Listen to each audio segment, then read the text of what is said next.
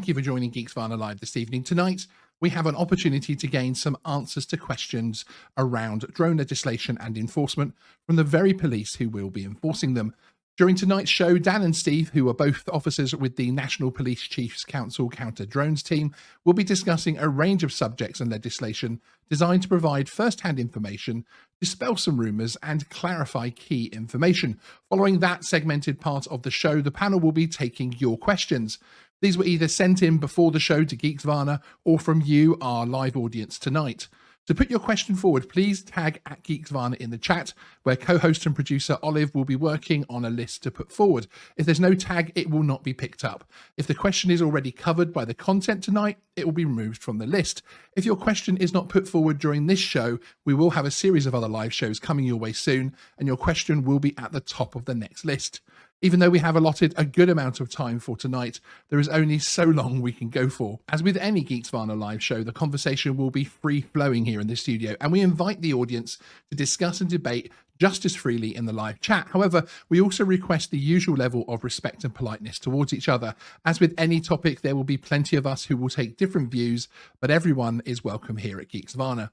I would request that we keep both the questions and the chat subjects on tonight's topic: drones and drone legislation. The live chat will be moderated by our team to help keep the show on track and towards its goal of providing information to the UK drone hobbyists and professionals alike. Please do not spam the same question or statement over and over again in the chat. Enjoy the show. Let's get on with this. Okay, well, thank you very much, Recorded Sean. Hi, everybody. Welcome to Geeksvana Live, and welcome to something a little bit different this evening. As the intro was explaining there, we're joined this evening by a couple of highly skilled, highly knowledgeable individuals from the NPCC Counter Drones team, who we're going to bring in right now, actually. Hi, guys. How are you? All good. How are you doing? You all right? I'm very good. Thank you very much. Thank you very much for joining us. And obviously, we've already had a little bit of time and essentially introduced ourselves to Andy, who obviously is on your team as well. We really appreciate you coming along, and I'm really looking forward to hopefully getting through some of the important subjects, getting to grips with some of this, and really, to help the hobby. Could you start off by introducing yourselves? Perhaps Dan, if you want to start, just tell us a little bit about yourself and. Yeah, sure. So my name is Dan Halliwell. Why you're here tonight? I've been asked to. But yeah, Dan Halliwell. I'm the operational capability lead for the National Police Chief Council's Counter Drone unit. I've started off with drones, fixed wing aircraft from the age of 13. I'm a very young 41 at the moment. You're 41? Yeah, I know, it's off the paper round. So I've got a lot of knowledge and experience around flying, remote controls, drones, etc. And yeah, probably what most people would call a hobbyist. Okay. One of those. Very cool. And Steve? Yeah, good evening. I'm Steve Carvill. I'm the training lead, national training lead on the same team as Dan. So my job is to facilitate the training on a national basis of all aspects of counter drone mitigation. Been in the police 25 years, generally in public order, and I've only been in the drone world probably for about 2.5 years. So unlike Dan, who's bored holding a drone, I am very new to this, and it's been a very steep learning curve. Excellent. They're very good. I like that. Born holding a drone. a difficult pregnancy, I think they call that, don't they? Yeah. Indeed. So when we talk about NPCC Counter Drone, and anybody that is watching, I do implore you to go and watch the interview, which was with Andy Harding, which introduced a lot of what we're going to be doing with this particular collaboration. But we hear NPCC Counter Drone, and obviously we hear Counter Drone and anti-drone, almost that type of thing. What is it that the NPCC Counter Drone team do as a team on a daily basis? What is your role? Probably about majority of stuff we probably can't discuss, in all honesty. Yeah. Definitely not anti-drone. We're all drone enthusiasts. And really what we're focusing on is the criminality of bad people using drones for bad business. Okay. Really, yeah, because it's one of the things that I've got to know in our planning of the show as well, that obviously, yes, there is the criminality aspect of it, but actually the governing, the helping with the policy side of things from an enforcement point of view with the hobby, that's actually a very narrow part, a very small part of what you guys do. And it's one of those departments where there's all this other stuff that you do that for obvious reasons isn't, written down, or, let's do a live stream and talk about what we do there, etc. So I think it's important for people to know that your function is very wide, actually, and there isn't a team of officers sat around thinking, how do we catch the hobby? How do we catch that hobbyist with his Mini 2, etc.?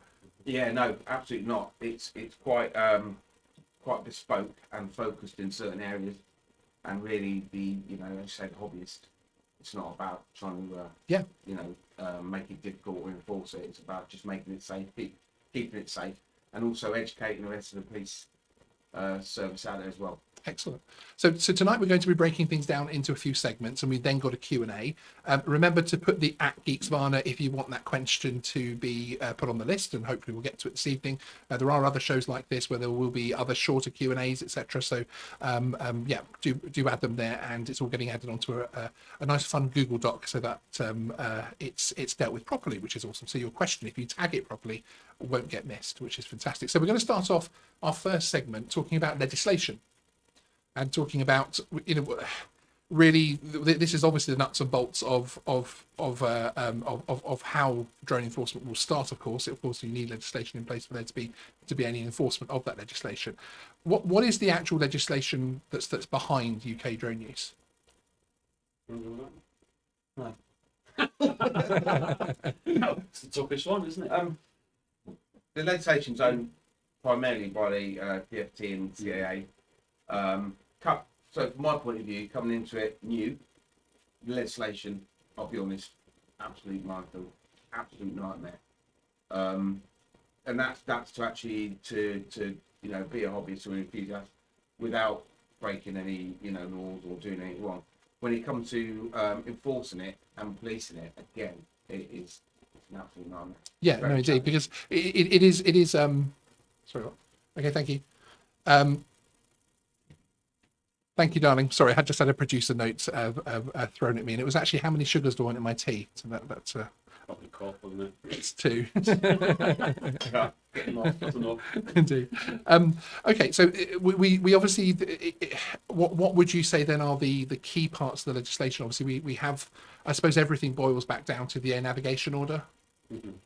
Yeah, it does. I mean, ultimately, we need to ensure that anyone, as we were saying before about the counter drone, it does sound that we are very much against drones, but in actual fact, we're trying to support the hobbyists, those that are going out using these drones for recreational, sporting, or even for the business as well. So we're almost, acting on their behalf to support the use of drones going out there. And unfortunately, like anything, there will be times where people will, push those boundaries in terms of the legislation to see how it can fit and make it work for them.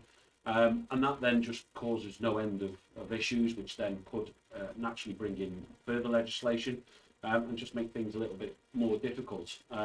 So, there's elements around Article 241, endangering, obviously, aircraft, persons, the safety distances, flying drones close to people. At what point do you deem a distance to flying someone acceptable? What would you expect as a member of the public to be happy with that sort of distance? So it's making sure that we've got something fundamentally in place that will be simple enough to understand. And I appreciate, as Steve said, the actual legislation is so complex. We're not going to lie, it made us scratch our heads initially to get around. We are just like anybody else. We are human. We are police, but we are human as well.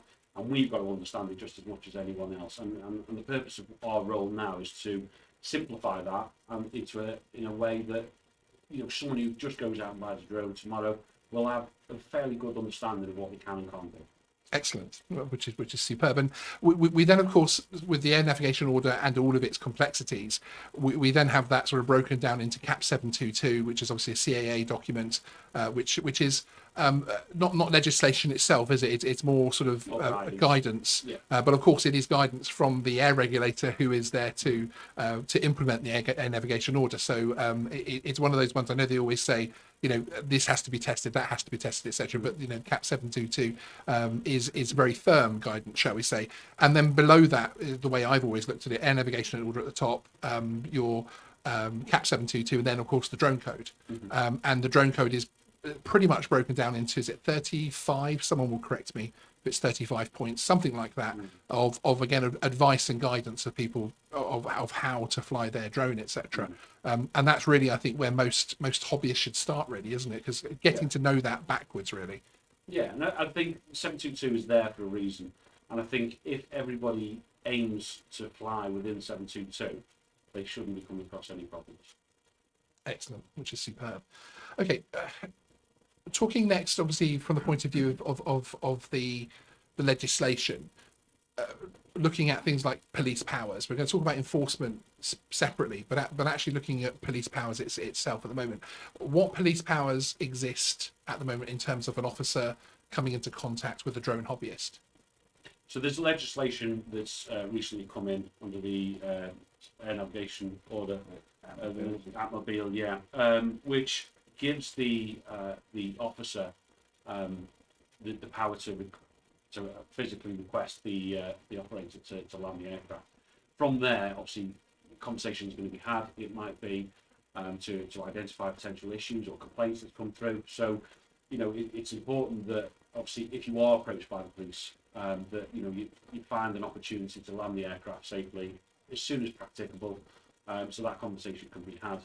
There's obviously powers there to seize drones as part of an investigation, because like with anything in policing, we can't just assume that what we get told, in public is the fact. Honest gov, yeah. Yeah, and obviously you've got 25 years in, you look it, I've got 16.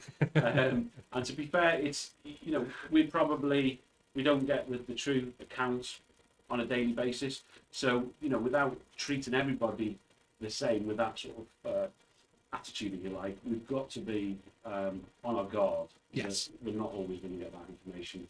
No, exactly. So, yeah, there's obviously powers there to assist the police. Okay. But also to make sure the airspace is safe. So the kind of circumstances where an officer could take my drone, what sort of information, what sort of level would they need to reach in terms of suspicion and that type of thing for them to be able to say, I'm taking your drone away with me today for XYZ investigation? All depends on what you've been doing with your drone. So, first off, ideally, we wouldn't be wanting to take anybody's drone off them. Okay. And, it will be having that conversation, whether or not we've been called to deal or to respond to an incident, or it's something that's happening in front of us that either we're not happy about, or we might have a suspicion that, it might not be within the categories or the guidelines. It really depends on what you've been doing. Is it your neighbour phoning up because you're constantly flying over their garden whilst they're sunbathing and they're working video in? Okay, so that would be, the chat we'd have would be regarding that. But then is it, if you've been flying too close to, rail lines or anything like that. So it all depends on what you're doing. And the idea, we've now got the power to ask you to bring the drone down in order for us to then have that conversation. And So the refreshed powers, the new powers that came in, they were more about making it, sounds like anyway, they were more about filling some of the holes in terms of drones, from the point of view of actually having that power to say, I really need you to land that drone now. Whereas before, I suppose technically they could have carried on flying. I'm not going to land it. So legislation comes in to fill a void, if you like. That's going to put us in a position where we need to investigate. We need to have those conversations. We're not saying we're going to go down the prosecution route straight away. It might not happen. I mean, at the earliest opportunity, we want to resolve the matter as best as possible, as does the drone operator. They want to carry on flying. So, having that drone land very quickly so we can have that conversation, is great, because we can almost bottom it out there and then, as opposed to then looking at other options where we may have to look at seizing the drone. So, again, it's about having an adult conversation with the police and having an understanding of what it is you're being asked, what the circumstances are, and almost negating any offences or allegations that might come in. Okay, I mean that makes sense. I mean the image I'm getting, and please always correct me if any image I'm putting across is incorrect, of course. It's as likely for if my mobile phone is needed for some reason for an investigation where, perhaps you've pulled me over and you believe that I've been texting and I've then clipped the side of another van or something and that type of thing, and you want that phone as evidence or whatever. It's similar to that kind of thing. It's not as if you're going to walk around wanting hobbyist drones like this. The end of the week, officers come back to the police station and open the boot and lots of drones, Mini 2s all fall out. It's What you got to remember is, for police, the minute you start seizing stuff, you've got to book it in. There's a lot of writing involved. There's work. So, well, I wouldn't say there's work. We're not work, should I? I wasn't accusing you of that. Honest. It's got it. It's spot on. Yeah, so it's not something we want to do, ideally. And to remember is, when we're dealing with criminality, the drone is it's almost like a byproduct of what else is going on. You investigate crime to do with a car, to do with a knife, to do with a balaclava, to do with this, to that. Your drone is the same. It's not, we're not always focusing on, and really the first thing we want to focus on, if there is any, serious criminality, then that's where we want to be looking. If we're just chatting to someone about how they're flying, then that's different. But it's, really, if you want to start seizing stuff, it's probably as part of an investigation, maybe for something else. Okay, excellent. Which makes complete sense. And if you can avoid any work, that'd be great. Yeah, I was thinking, Sean Geeksvana's just gone off the list there. Don't answer his calls anymore. Okay, so moving on to our next segment, which is focused on privacy and drones. And this is one of the hot topics within the drone world, because of course, since the new EU regulations came in, it's the first time that hobbyists or even necessarily professional operators, but at a very base level, that the CAA are talking to us about privacy now, for the fact that if it's sub 250 and it has a recordable camera, then of course you have to have that registered, which feeds back into the whole privacy thing, etc. And it's become one of those sort of three-headed snakes sort of thing that I think perhaps people have got a little bit over the top as far as what it actually means in practical terms. How do you see the point of view of privacy affecting things from an enforcement point of view under the current regulations, with more specifically the hobby? Yeah, people are entitled to fly their drones.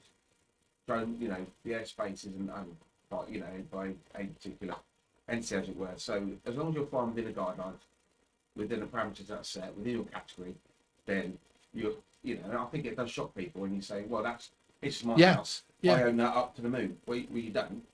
So people are entitled to fly there. And I think a lot of people will probably be, worried about that, not people outside of the drone community, because they think that every drone in the sky is filming. Yes, and it has a super zoom and everything else like that. And indeed, exactly. So, okay, so pulling that apart a little bit, then are you essentially saying, as long as I'm following the drone code and everything is legal about my flight, then the privacy side isn't necessarily an issue, from the point of view that if you hear the word privacy, as in, I can't record people in a park or that type of thing, because of course this happens with mobile phones, with camcorders all the time, etc. It isn't something that I specifically need to worry about if I'm flying legally. You can be flying legally, but you can still be committing crime. Yes. So the guidance of CAP 722 and everything else means that you're following those guidelines, but what you're up to could still be nefarious or naughty, as it were. Okay. So I've got the question. So from what you're saying there, then is privacy more from the point of view of triggering something else, from the point of view that if I'm in a park flying my Mini 2 and I'm not doing anything wrong, then there's no issue. But if I'm in a park with that and I'm sussing out how many tractors the farmer's got at the back behind the park, then of course privacy comes into it from the point of view that I'm triggering something essentially. And I think if you're going to be flying a drone, again, it's having respect for those that are not under your control or are nearby. Again, if you're walking along with your family and there's a drone following you, you're naturally going to be a little bit uncomfortable with that. If it's flying over and you think, okay, the drone's probably captured me, you're probably not going to be that fussed about it. But certainly if it starts tracking your movements and you can see it physically moving, then obviously we've got to draw the line somewhere. And obviously the police will deal with any privacy related offences as they would do any other offence. And again, if the operator is challenged there and then again, it's that simple, quick conversation to say, look, this is what's come through. This is the report that obviously you invaded someone's privacy. And as a result of that, we just need to have that conversation. If we can bottom that out there and then, happy days. You know, we can move on. I think the thing we've got to get across here is that police have got enough to do. You know, and there's no doubt about it that we've now added the drone legislation on top of, you know, the response officers that are out there as well. So this is just another piece of legislation that they've got to get their head around. So we want to resolve as much as we physically can there and then to avoid anything going further. But that said, if, you know, something warrants a further investigation, seizure, arrest, or even, you know, an interview at some stage, then that will happen, you know, and we want to make that clear that we are there to almost nip things in the bud. Okay, And then yeah. opposed to it, you know, exploding into something else. Excellent. So, because again, it's with the, as I was saying at the beginning, the EU regulations, it's the first time the word privacy has really been sort of in the hobbyist's mind and mentioned a few times in the UK drone code. It is a respect thing more than necessarily. Yeah. Suddenly there's specific privacy rules for a drone operator. It's the same as, you know, I wouldn't hold my mobile phone recording up to someone's lounge window or something, you know, walk up their driveway and if that was reasonable and responsible sort of approach to it. If you're hovering outside someone's window, then that person could probably, you know, exactly think that you are invading their privacy, and you probably are to a degree. Yeah. If you're just flying over someone's back garden, if you know, it might, so I can, you know, I've got mini launch out of my garden. Technically, I can look in all the other gardens straight away. But I'm not filming. I'm just doing whatever I'm doing. So, And I think even just on that, if you do find yourself in a position, which I'm sure we'll all end up in that position at some point, that you do capture something, even for a split second, something that you think, oh, that's I shouldn't really be looking at that. I think everybody will know where to draw the line. Of, Yes. do you know what? I should be Exactly. looking at that. And I think even if there was a complaint of privacy, as long as, again, it's common sense policing, that if I'm dealing with a drone operator and I say, okay, there's a complaint of a breach of privacy, whatever it might be, I then look and speak to the drone operator, look at the footage and go, okay, yes, it's captured it, but at no point have you then continued viewing that angle, that position, whatever it might be, you've actually come away. And again, that's having the conversation with the victim in this case, who's obviously made that initial allegation, will then feel a bit more reassured that, one, we've actually confirmed that what they have captured is very little, if not nothing. Because again, drones up in the air, a lot of people will just say, that's looking at me. It's a bit like the police helicopter. Yes. The helicopter will sit above someone's house and they'll go, oh my God, they're actually looking at us, where actually that's not the case by a long shot. So Yes. again, this is about, you know, putting confidence back into the public, but drones are not bad. Drones are the future. They will become part of everyday life.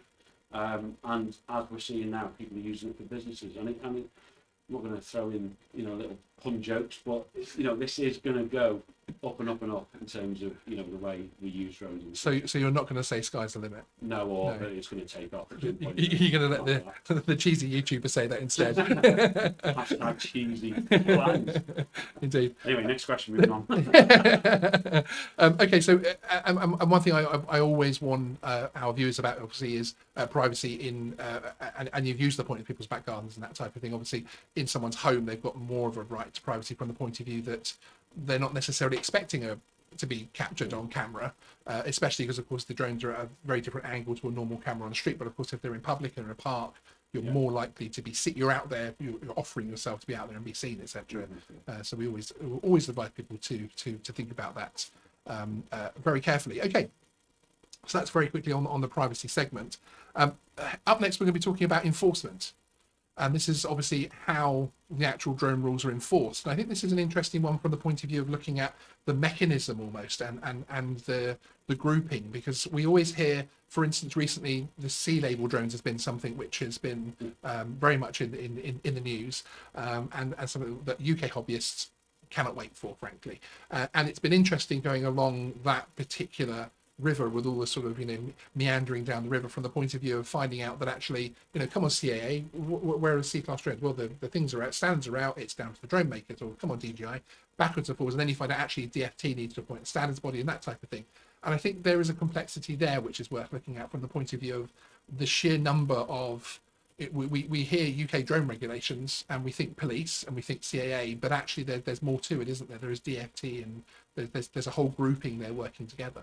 Yeah, I mean, we have a really good working relationship with DFT, so the Department for Transport, Home Office. other counter drone organisations, you know, whether that's technology, whether that's you know, other organisations, you know, around the UK, etc. So we have a really good working relationship, and even, you know, CP&I as well.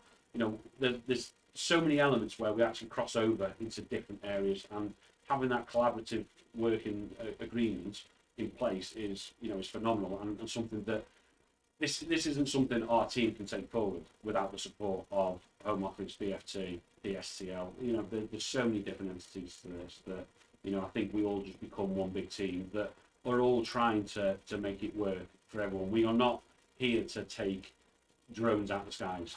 We are very pro-drone, and you know, we go back to the counter-drone element. We want to get drones out there, but we also need to educate the public around drones are not bad. Don't just think of drones in the air and it's necessarily bad, it's spying on you. You know, it's not the case, but we need to put things in place to stop a very, very small proportion of people who will naturally extend those goalposts to try and make the legislation fit to what they want to do. Yes. And we almost just need to bring that in with common sense. You know, we're all adults, and obviously the CA removed the age limit. So obviously, and so I re-correct myself there from adults to anybody. But again, you know, it's just having that common sense approach. You know, always think, if you're going to fly, would I be happy with this? And don't go with the cocky attitude of, well, yeah, of course we would. Realistically, would a reasonable person be happy for this drone to be flying in this situation? The answer's, I don't know. It might be worth to bring the drone down and relocate. Excellent. And in enforcement terms, the CAA have, and I'm never sure how to describe the exact vehicle that makes it happen, but essentially the CAA have given the enforcement side of the UK drone rules to the police to deal with, because obviously there aren't, the CAA don't have the funding, and it would be pointless to have the CAA drone police roaming the streets in little drone police cars, although it would be fun to see. That's something that the police handle on behalf of the CAA, essentially. We don't police for the CA. We police purely from you know, the law, and that's ultimately what it comes down to. We don't get involved with the, you know, the finer points that the CA might have, because they've got their own direction in which they want to do things. We look at this purely from a legislative point of view, and if you know, an offence has been committed, depending on the severity of that offence, will determine how we actually deal with it. You know, as I said, it might range from advice and guidance. It might even go right the way up to the top, you know, involving arrest and seizure and stuff. So we're certainly not there policing on behalf of the CEA, but we do work closely with the CEA, and on occasions it might be that we will pass information to the CEA that might assist them in, you know, adopting things as we go along. Because this is a piece of technology that's evolving all the time. So, and we've got to keep ahead of that as well. Okay, so in terms of who would enforce them, because obviously we do hear, we do see headlines of a police seize drone or CAA do XYZ, then that's really about how that information got to those two people. And obviously the police are going to see these things from the fact that you're called out to things when, so we'll deal someone's with upset. crime. Yeah. They'll anything die crime related involving a drone, we will deal with, as you would expect any other crime elements. The fact that a drone is used as that implement, that, you know, sort of device, if you like, to commit that offence, that's when it comes to us. Everything else, then that would be something for the CA to obviously to almost, you know, make it clear as to where their position is. But if it's crime related, that's a police job. Okay, excellent. So we always have this from the enforcement side of things. This sort of mystical picture of police officers hiding in the bushes, Really? ready to jump out and catch. in the back of the car. Yeah, we jump out. Yeah, we scare the living daylights out of them. Yeah. Indeed, Dan's got a tree. I've got a little bonsai. Are there specific national guidelines in terms of what an officer on the beat should? That's such an old hat thing to say, isn't it? Officer on the beat. Sorry. We have discretion. Yeah. Probably the easiest way to explain it. We have discretion, as we do with anything else in, you know, legislative ways. And yeah, it's a case of, you know, you've got to get the information, get the facts, and make a decision. You know, a common sense, reasonable decision as to what you're going to do with that. You know, like I said, not everybody needs to be arrested. Not everybody needs to have, you know, the drone seized. You know, it's completely circumstantial, but I think it's important to understand that we do have those powers should we need them, and obviously we're willing to take that action if it's appropriate and proportionate, you know, for that particular offence. I equate it a lot to like road traffic policing. Excellent. Yeah. You know, It's a really good way of putting it. So you're going to have your policing for the sky. The amount of drones in the, you know, drones for business and industry is just growing massively, and for hobbyists as well. The quality of drones you can buy off the shelf now means, you know, most people can just pop a drone up and you're off. Yeah. So for the, you know, for the traffic out there in the sky, I can see one day there will almost be, you know, drones policing for the sky as you would for roads policing. No, exactly. And, I think that's actually a really good way of putting it as well, from the point of view of, because something that I often get from the audience is questions around and questions towards where does a standard police officer on, you know, out interacting with the public, you know, I think they almost imagine that there's this little separate list of what you do and don't do with a drone operator, but actually it's all part of the legislation that they have to learn, and that they have to be somehow amazingly be knowledgeable whilst they're interacting. It's a nightmare because there's only so much you can retain, and so the drone legislation and drone law guidance, everything else, is just one bit. And believe it or not, it's not going to be a very busy sort of business for the police. It's not something that they're going to come across very often. So for them to know all the legislation and the law, Yes. it's never going to happen.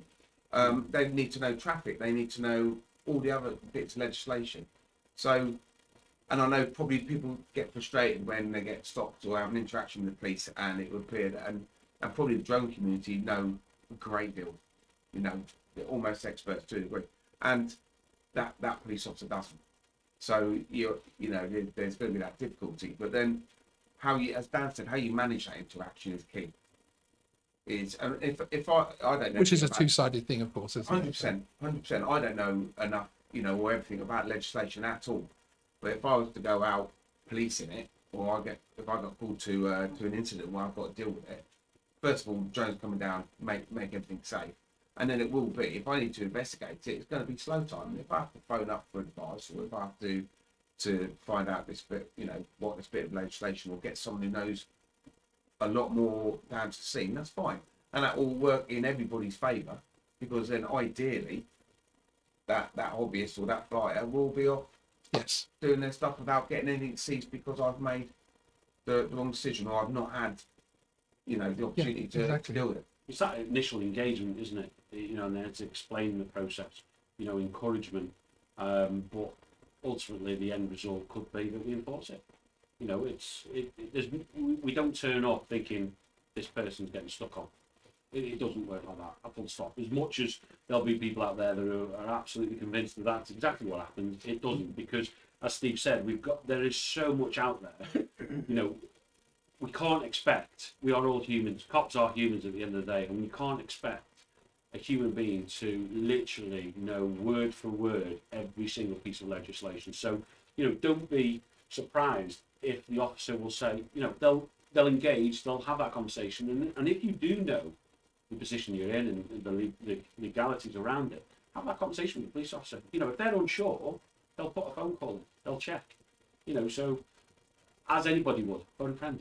Yeah, exactly. We like lives. We like the phone a friend thing. I started carrying some of the you know, the cap stuff with me when I fly in a local area where people are walking their dogs, etc.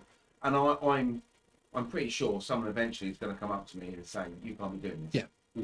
And it's going to be a lot easier. Or what are for you me doing as well? Just to say, have a read of that. Even if they phoned the local police up and the police came over and said, "You can't fly it." Well, actually, I can have a read of that. Well, and I've got no problem, you know. Yeah, in actual fact, as some of our viewers will know, we do actually have a video on how to avoid drone confrontation, which is, I'll make sure it's linked in the description after this, but we've actually included 3 different A5 PDFs that you can print off that has just little things like, for instance, I can't talk to you right now because I'm flying a drone and I have to, by law, concentrate on what I'm doing on.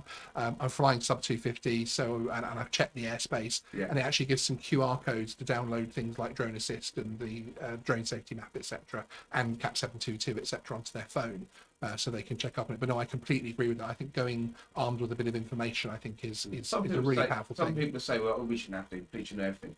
That's fine, but I guarantee you they're not. And for me, whatever streamlines and makes your day easier, If that would, Yeah. that would make I've sense, actually handed that leaflet to 2 different police officers, Yes. and because again, I wasn't like, I know the rules, and you'd hope with my channel that I do know the rules fairly well, but I was just handed to them and said, this isn't the flight that I'm carrying out. I don't know how much you know about it, and they were actually really grateful. Both of them had a really great interaction.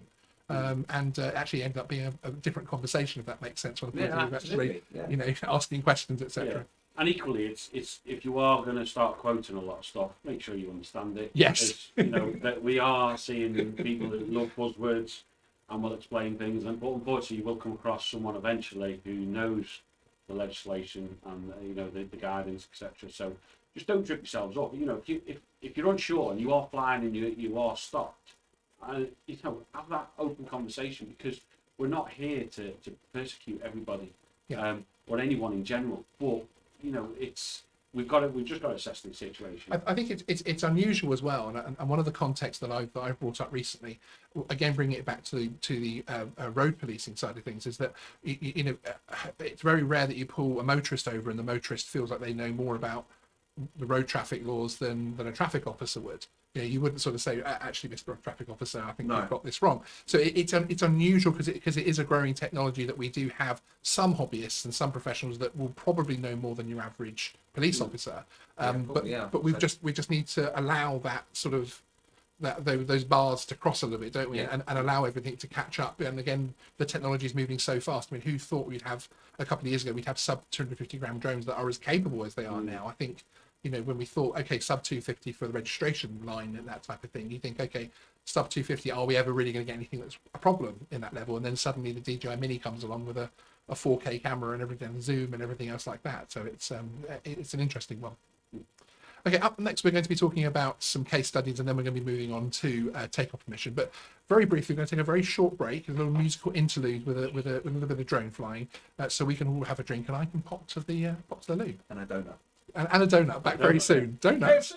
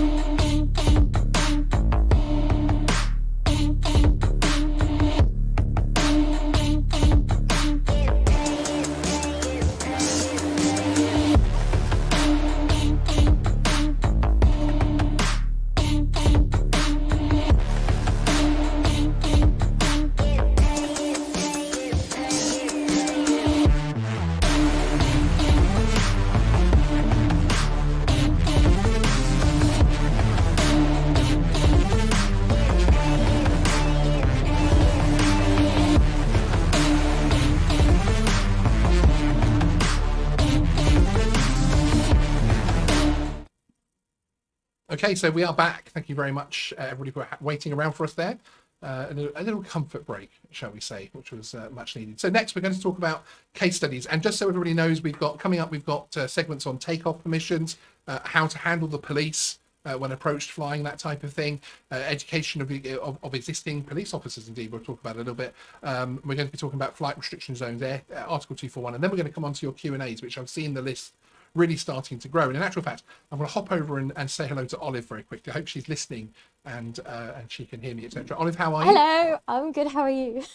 I'm very good. Thank you very much for being our chief moderator this evening, That's helping all us right. with the chat and getting everyone's Q&As forward. It's been quite it's one of those shows where I haven't been able to read the chat much myself, but there seems to be a lot of free-flowing conversation out there.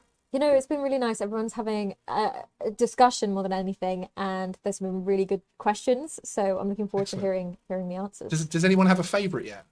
Out of Dan and Steve, have we started the vote?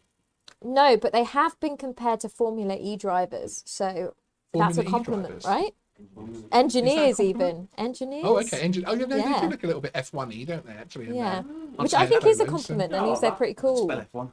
Yeah, exactly. Are you putting a positive spin on it, Olive? Yeah. Really, that. Excellent. Well, thank you very much. We'll be back to you. Thank you, We'll be back to you very soon. Indeed. Okay. So case studies. So one of the ones that I think is very interesting from the point of view that trying to really put what we're talking about into a picture from the point of view of how people are dealt with and that sort of thing.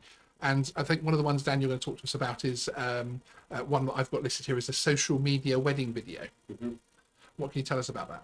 So it's going back a couple of years now, and I don't want to go into too much detail, not because I don't want to, it's Yeah. more because it was old IFCO regulation. Okay. And if I start going into too much, it'll just confuse the hell out of the audience as to which actual, piece of legislation we're looking at.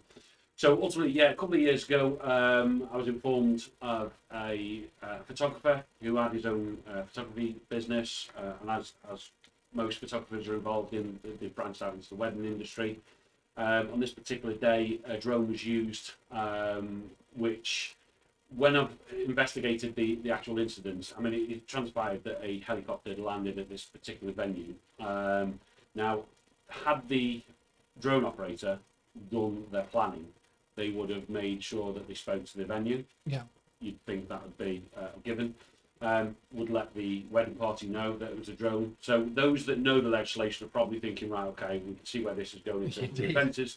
But ultimately, whilst the drone was being flown, a helicopter had complete right of way to land the aircraft on the grass, which was, funny enough, marked up with a great big H. So again, part of anyone that does take drone operations seriously will do a planning session and will understand the just a basic risk assessment as well. Exactly, and they would have seen a great big H and wondered, that doesn't mean the hotel, that might mean a helicopter.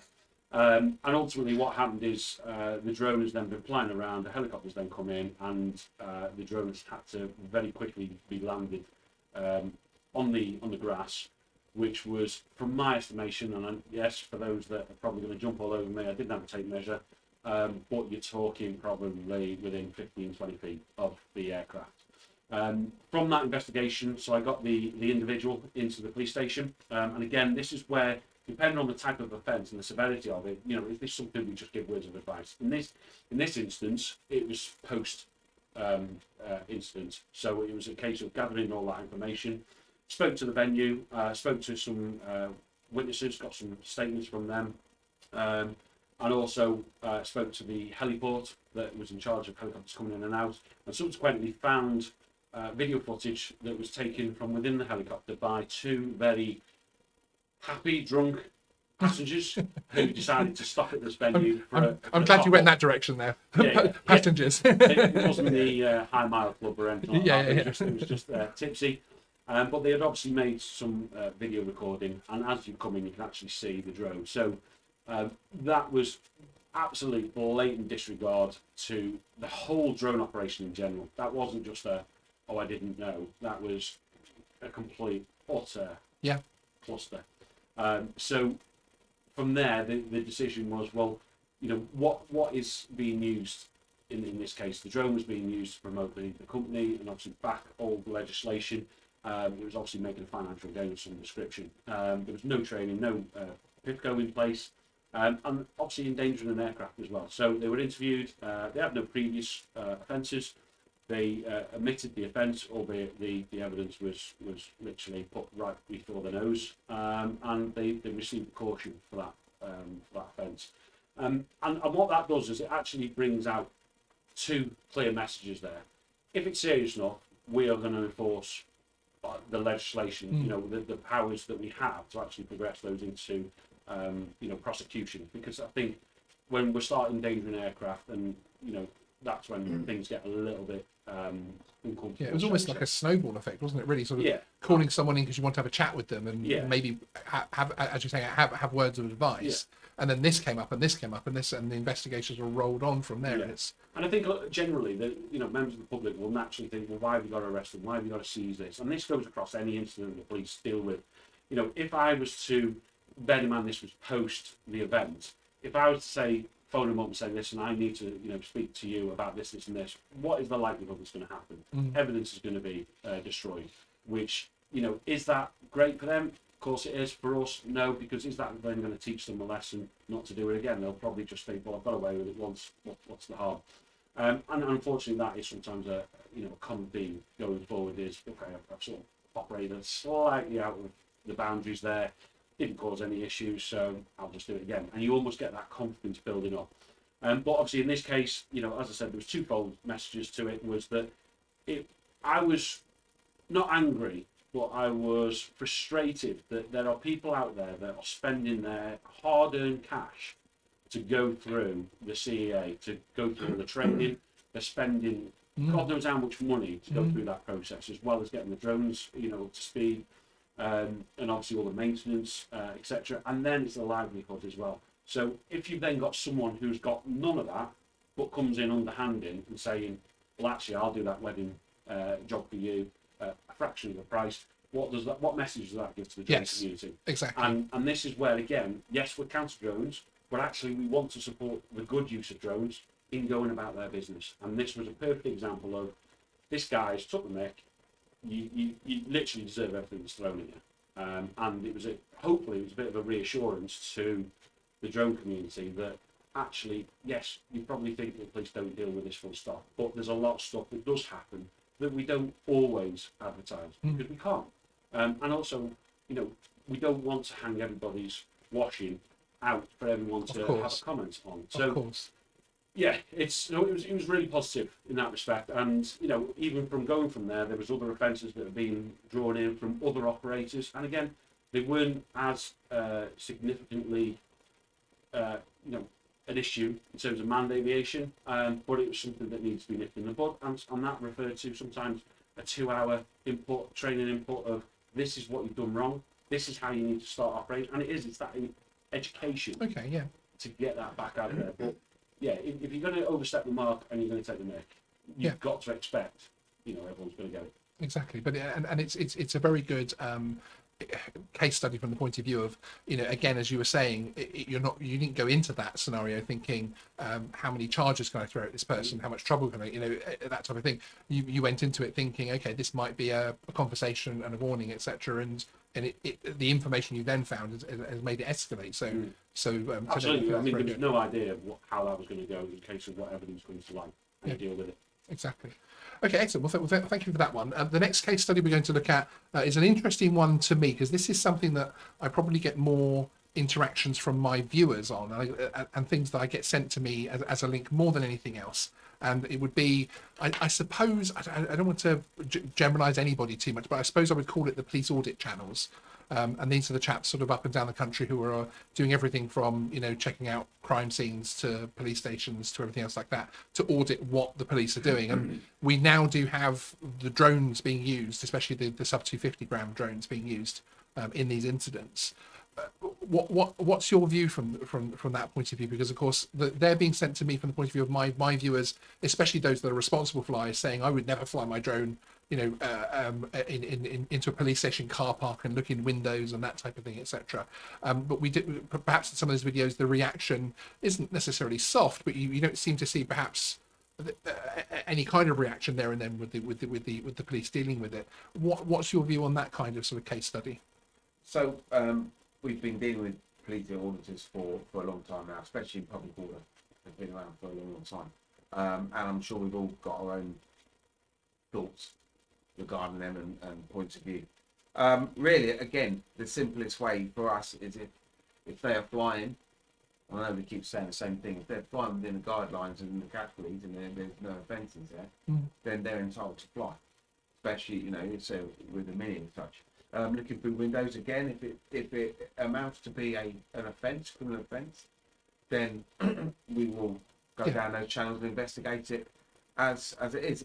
As annoying as some people might find it, or frustrating some officers. And the real problem, again, I think, is the lack of education of some officers. And I think the auditors will, or the police audit team, whatever you want to call them, will know what they're doing to a degree, and they will possibly look to challenge those officers and to highlight the fact that they might not know as much. And really, the education for us is to get into the police, and some of you see have really good interactions. Yes. And that's fine. Yeah. No problem at all. It's when we... Yeah, there are a lot of responsible channels out there that do the things in the right way, actually. Yeah. They inform the officer when they arrive what they're doing, and they say, by the way, I'm doing this, I'm doing that, and they get a perfectly great... And to be fair, actually, even the ones that I think, in my personal opinion, viewers know my opinion, that type of content, that I think are blatantly trying to wind officers up, even they still get a pretty good response, because obviously the officers know they're not going to want to give the rise, as it were. No, they're going to want to, deal with things. So and again, one thing that Dan was saying earlier about knowing what you're talking about, because you can, the wrong word here, the wrong word there around a sentence can change the whole meaning of it. And, it's a very difficult thing to expect everybody in that conversation to know every little specific part of what is still new legislation. It's a difficult thing. But I think obviously what Steve's saying there, if they're flying within the category that they're intending to, fine, no issues. Like you said, if we're looking at criminal offences, we'll deal with them. If that's privacy, if we suspect there's offences being committed, we'll deal with it. But I think one thing to really sort of get point, and this is a great time to sort of bring it in for those that don't know, is unless you're flying for recreational or sporting reasons, you need insurance to fly a drone. And that we need to really get that across, and that will apply to police auditors flying drones, because the question, which is down to the courts to decide, will be what is the purpose of you flying this drone? Yes. Is it linked to a YouTube video? Are you being paid? Are you getting some form of reward in any way, shape or form? That's something the court will decide. But to be on the edge of caution, make sure that you're flying in the categories that you should be, and if you're not recreational sport, make sure you've got insurance. And that insurance, to really make this clear, needs to comply with EU 785. So I know from one particular check that we did with one company, just purely searching on Google, Moonrock clearly states this complies with EU 785, which is superb. The only thing I would say is, if operators are looking at getting insurance because they're operating outside of those parameters, just make sure that when you're getting those day insurances, this is not home insurance, this is not standard insurance, this has to be EU 785. Exactly. And if it's not, you are committing offences. Yeah. Don't just get covered or think, okay, I've got public liability insurance with one of the groups, BMFA, FPV UK, etc., that type of thing. If it's not covered by 785, then you're not covered. Simple as it. There's no either or. You're either insured or you're not. And just to be sure, there are other insurers are available. I'm over the moon rocker. Yeah, read the small print basically. Indeed, exactly. Excellent. Okay, so moving on from case studies then, and talking about things like takeoff permission next, which I know is a big subject that the hobby are going to be very interested to hear what you've got to say on this type of subject. One. Yeah. Yeah. I think it's probably going to it's probably going to be probably more pro the drone use than it is going to be for the Than some people of the might governing expect. authorities, really. Yeah. Which is probably going to make us really Okay, so we've obviously got and again, this is an emerging technology. This is and therefore, and it's also an emerging hobby from the point of view that I always say that now we've actually got a lot of people who don't count themselves as drone hobbyists. They own a drone in the same way that they own a mobile phone or a lawnmower or something. You know, I own a lawnmower. I'm not suddenly in the lawnmower hobby. So there's so many different types of people flying drones now. And of course, there's local authorities, people like National Trust, other national bodies, English Heritage, etc. Don't want to single out National Trust. All of these places have to set policies. They have to think about how they deal with drones and that type of thing, especially as they've got such a wide cross section of people now using them. What are your thoughts in terms of things like local authorities having blanket bans on drone use from a takeoff and land permission? I think the easiest thing is we don't have thoughts. We'll give you the legal position on that, okay? Because we're not going to get dragged into personal thoughts. The legal stance is they don't own the airspace. The airspace is open. Let's keep that nice and simple. So if there's a bylaw that specifically prohibits the use of a drone, then absolutely. Obviously you can't fly, but these bylaws vary, don't they, in terms of the description? They do. They are scattered around the UK. You probably wouldn't even think there was a bylaw there. So I think certainly check when you go out if there is a bylaw. That obviously, thank you, thank you. Having coffees delivered mid. No biscuits. Donuts. Day shred. So yeah, just make sure that obviously that bylaw is in place or is not in place, and is specific to drone use as well. Yeah, of course, multi-rotor drone use. It's your takeoff position which is important, isn't it? Yes. Yeah. So if that that land is owned by someone, then and they say you can't, then you can't. But there's nothing to stop you from going elsewhere and taking off, and Yes. then you can fly over that. That's Okay. I know that's what. Again, for people, but giving a case study of my own then for you to answer as police officers. I'm a drone hobbyist and I'm going to go and fly in my local town. I've got to the location. I've looked around. There's no sign saying, as the CAA drone code says, keep an eye out for signs, especially in parks and things that say no drones. And of course, if I saw something like that, I wouldn't fly. But I then take off with my drone, and I've actually got no idea that local authority has a general blanket ban on drones, or how that's enforced, or is this bit of land owned by them, is this bit not owned, and that type of thing. What's the situation in terms of enforcement from the point of view that at that point I'm taking off from land where somewhere there's a piece of paper in the ether saying they don't want me to? Is that something which the police would look to necessarily enforce straight away? no, not straight away. There'd be would there be when I say investigation, that's a big word, but that's what we do when we look into things. We look into it. So if we have that, if we get called by the council saying that someone's flying a drone, and then we have that interaction with yourself and say, did you know you're not supposed to be flying a drone here? Well, actually I didn't, what checks did you do to find that out? Well, I did this and this, and I couldn't find anything there. So you do now know that you can't fly your drone here, and if it's like, well, I'm really sorry about it, I'll go fly somewhere else, then for me personally, that's end of story, because it's been done. If you continue to just go around the corner and fly your drone again in the same position, then that's going to be another story, isn't it? You cross the other side of the park or something. Yeah, but if you say, I'm really sorry about that, I really didn't know, and you haven't been causing danger or all the other issues, then that's fine. Let's have that chat, and then that's education piece, isn't it? Yeah, no, indeed, And exactly.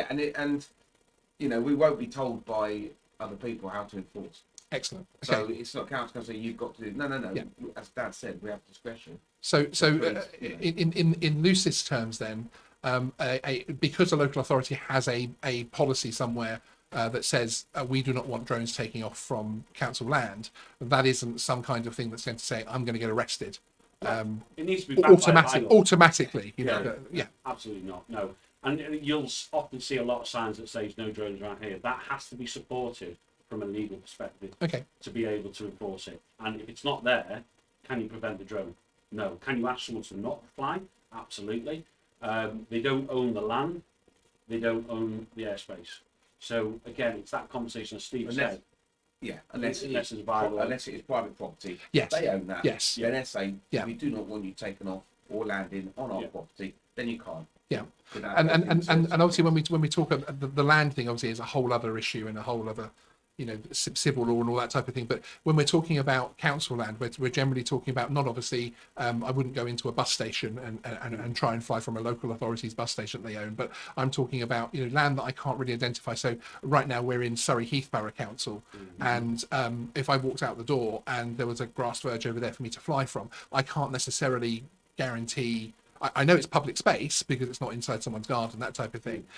Is that enough of a check that I've taken that you know, or is there some deeper dive that I should be doing? If it's an area where you would like to fly your drone regularly, yeah, then make contact and have a conversation, and they'll either say yes or no. And if it's no, then can you tell me why, and can you know, say this? If they say because it is private land, and you can't take off from it.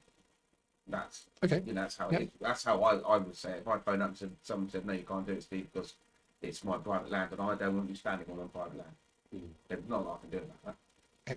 But it's not to stop me from moving elsewhere if I could, and I know that's fine. And if I really wanted to fly over there, then technically that, as long as I'm within again the guidelines, distances, all that sort of stuff. Would you, and again, you know, one thing I would like to say I'm trying to get people to break the law, isn't it? No, yeah, not at all. It sounds like you're giving the honest, honest feedback. And I was actually about to say sometimes people don't know answers to this, etc. Sometimes it's not part of their education for both sides. Yeah, there exactly. Will be naturally. It's emerging technology. I always say the same thing. Know, and you mentioned the National Trust. You know, that will have this belief that they own that land and they can't fly from it. Simple as. Yeah. But unless they've got a bylaw, a piece of legislation that supports that refusal to fly, then you know you are entitled to fly. Yes, exactly. Royal Parks, for example, have bylaws. Yeah. Upon bylaws. And if you're flying your drone there and you get approached and said you can't fly a drone here. Yeah, no, they did. That's that's a specific one that's very much worth it. And in fact, there is one flying field in Richmond Park that I'm very protective of because it's the one place you're allowed to fly from as a hobbyist. Do you know what? That's a really good thing. And I was just noticing one of the comments that come through there. You know, what if I'm actually flying when I'm on holiday? You know, I check the website, and do you know what? It might be actually a good thing that you know this isn't just aimed at drone operators. This is aimed at those that have almost got to embrace drones.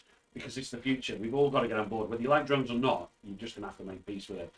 And I think almost it's just sort of sparked me off there. It's maybe councils could look at, maybe councils do put a map up to show where existing bylaws are in place. Yeah. So almost to reduce the phone calls, the requests coming in through councils can apply. And the confusion. And controversy. Do you know what? These are, what that might do is mean that the councils then apply for more bylaws. But I think, you know, the key message is all about safety of the drone operation. And if we can get everybody to sing off the same hymn sheet, it will eventually, in the future, stop more restrictions coming into place. It will, you know, people will start understanding that drones are actually really good, and they do have a lot of uses. Like anything in the world, if you put it in the wrong hands, it's going to have a negative effect. Yes, so, exactly. You know, it's that engagement. Okay, and we do have sort of local authorities, like for instance Bath, on their website they say we don't want drone flight, but actually we recognise that if you're not on our specific land, so highways, that type of thing, they actually say if someone's stood on safely at the side of the road that's going to fly their drone, there's nothing we can or would want to do. So again, I don't want to paint them as like they're trying to stop it, but they're pointing out actually if you're in that kind of land, then it's nothing to do with us. And I do get a feeling that there's an insurance thing as well, which is a conversation for perhaps a later interview that we've got with a couple of the insurance companies, from the point of view that I think councils are struggling with that as well, because they do have a wider responsibility to everybody that uses that land and uses, and insurance is going to be a big driving one. down the road, you know, And I think some, it might be worth noting at this point that some insurance companies may specifically request you to have the permission of the landowner. Yes. Now, the permission of the landowner under 722 is a guidance. It's almost a bit of respect for where you're flying. It's not something you have to do, but obviously, as nice human beings that we are, we like to just say, look, I'm going to be flying here. Have you got any objections? If you haven't, we can have that conversation. But just understand that some insurance companies will specifically ask that. Now, if there is a requirement by the insurance company and you don't have that, then you commit an offence naturally. So again, just operators out there, just bear that in mind. Excellent. So we've talked about takeoff and the landing part, and there's obviously the bit in between there, which is flying. We look at things like, again, I'm going to use these two brand names because they are large national brands, but National Trust and English Heritage, but there's lots of smaller companies that have similar policies as well, where they don't want takeoff, landing, and indeed they talk about not wanting overflight either, which obviously when you have something written on the website of a very big organization like that seems quite intimidating and scary, but from a legislation point of view, there's nothing stopping reasonable flight over those sites, is there? No, not unless I'm Legal, reasonable. Not unless I'm completely unaware of a bylaw that Yes. it's bylaws and bylaws. So if they can come out with, or come up with, or prove they've got a bylaw, from what we've been discussing and what we can see, as long as everything's within those categories, and then I'm not. I can't see a reason. We've got restricted and temporary restricted airspaces. They're the ones that you cannot fly unless you've got permission. Everything else is open airspace. Excellent. And then it's about reasonable flights and obviously sticking to the. I mean, it's the same with airports. I work a lot with the airports, as I said, with other government agencies, etc. And even, working with these airports really closely to say, okay, you've got an FRZ, unless that drone flight is going to impact the safety of manned aviation, give me a reason why that drone should not take place. Yeah. And this is a conversation I've had with a number of airports because, again, there's a lot of, let's not, forget that there's a lot of decent operators out there that take flying seriously, that do follow the rules. There is a small proportion that don't. They're the ones that unfortunately will cause added restrictions and added restraints in general. But, even certainly going into an FRZ, we need to have a balance. There's enough room in the sky for both manned and unmanned aviation. So, if you are a decent drone operator that respects the legislation and what you can and can't do, you can then almost become a community to help other drone users that are coming into this arena to teach them. And it might be that you come across someone in an FRZ and say, look, I know this airport really well. Have you contacted them? No, I didn't know. Right, you need to use this app. This will tell you where you are. This will tell you if it applies, and here's the contact number. And start building that up, because for us, we would love to know where all the drones are. Not to spy on them, just purely from a safety perspective. We know where they are. We can go, that's great. The biggest threat is you don't phone up when you should. Yes. And now there's potential issues, for manned aviation. Exactly. And from the point of view of overflight, then from that point of view, we often hear of sort of, different organizations that control rivers and lakes and that type of thing. Again, without I'm trying to draw you down really specific lines here, aren't I? But again, without there being bylaws and anything specific, because again, there are SSSIs and things like that that can affect rivers and lakes and that type of thing. Again, that airspace is, I've flown over rivers without having to, contact river authorities because my flight was perfectly legal. And I think that really should be the focus, shouldn't it? So if your takeoff position is legal and if your flight is legal, those are the things you need to focus on. If you fly within 722, you're not going to come across any issues. Simple as that. Excellent. Okay, up next, we're going to be talking about how to handle police, but I'm going to take a very short break so that I can just solve a very small technical issue. So we'll be back in.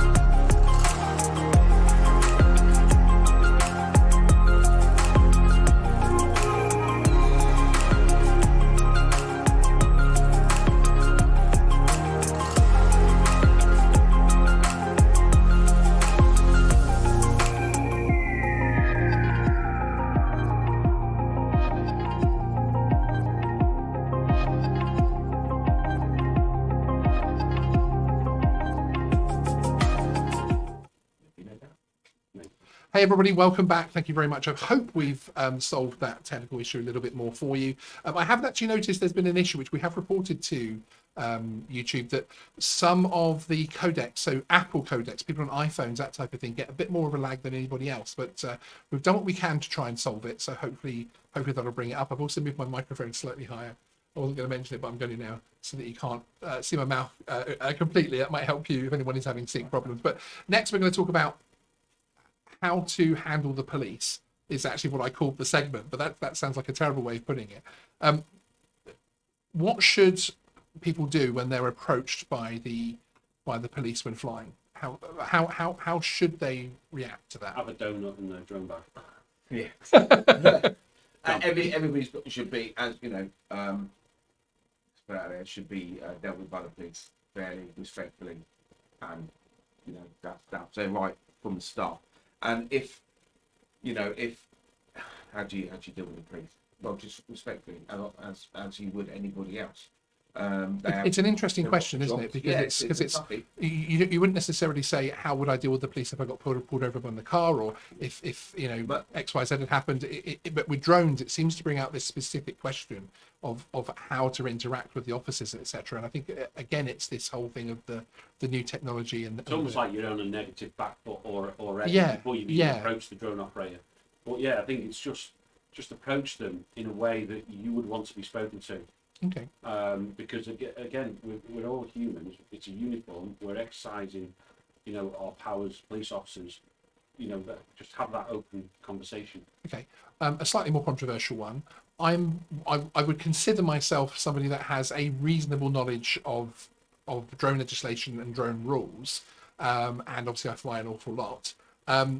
If I felt, and again, I actually know enough to not say too much about it when I'm in public either. Actually, you know, yeah. Don't want to be a know-it-all. Yeah, exactly. But if I did feel like the officer was not necessarily in the wrong, but wasn't aware of something, or even all the way down to the other line of yes, being actually in the wrong, how should I, already in that situation where the officer has enough of an issue that he's come and approached me to talk about my flying?